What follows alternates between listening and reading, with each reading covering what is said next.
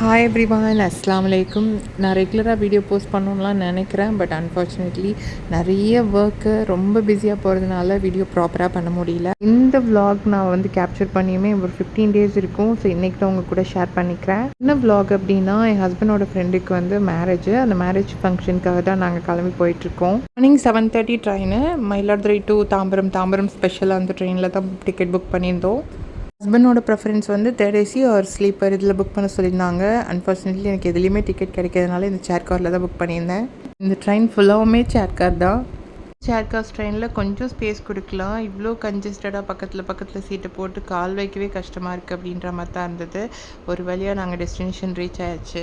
என் ஹஸ்பண்டோட ஃப்ரெண்டு தான் பிக் பண்ண வந்திருந்தாங்க. ஸோ நாங்கள் டைரெக்டாக வீட்டுக்கு போனால் அங்கே நிறைய அந்த ரிச்சுவல்ஸ்லாம் இருக்கும், ரொம்ப கன்ஜஸ்டடாக இருக்கும். அப்படின்றதுனால ரூம் போயிட்டு ரூமில் ரெஃப்ரெஷ் ஆகிட்டு அதுக்கப்புறம் நம்ம வந்துட்டு ஈவினிங் ரிசப்ஷன் போகலாம் அப்படின்ற மாதிரி தான் பிளான் பண்ணியிருந்தோம். ஸோ அதே மாதிரி நாங்கள் வந்துட்டு ரூமுக்கு வந்தாச்சு. வீட்டிலேருந்து கிளம்பும்போதே ஒரு ட்வின்னிங் மாதிரி இவங்களும் பிளாக்கு நானும் பிளாக்குன்ற மாதிரி தான் நாங்கள் ட்ரெஸ் வேர் பண்ணியிருந்தது. ஸோ நான் வந்து இந்த ஆனிவர்சரிக்கு இந்த மசக்களி பிளாக் சாரி தான் வாங்கியிருந்தேன். பல்லு ஃபுல்லாக வந்துட்டு ஒரிஜினல் மிரர் இருக்கும். ஸோ ரொம்ப கிராண்டாக இருந்தது.